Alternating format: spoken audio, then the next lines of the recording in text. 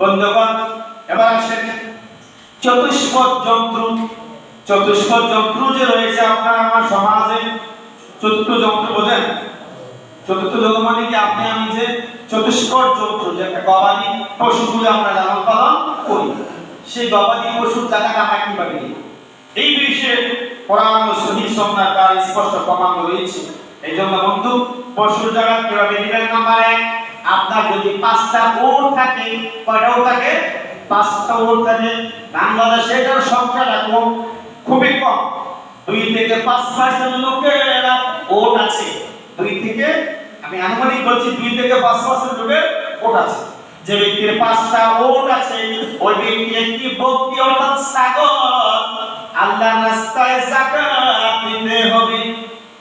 এ হলো পশু উটের জাকাত। এবার আসেন 2 নম্বরে, গরু এবং মহিষ আছে আপনার।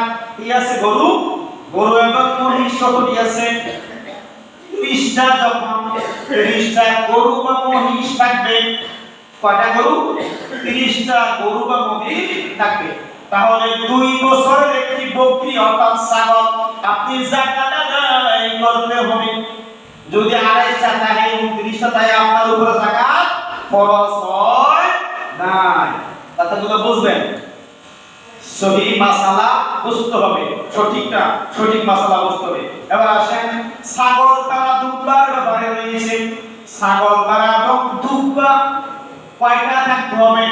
ছাগল তারা এবং দুব্বা যদি আপনার 40টা আছে, তাহলে আপনাকে একটি ছাগল যাকাত আদায় করতে হবে। সুবহানাল্লাহ, কি সুন্দর এটা! আপনি যদি 38টা তাই 35টা ছাগল তাই, আপনার উপর যাকাত ফরজ না, দান ফরজ। কি ফরজ?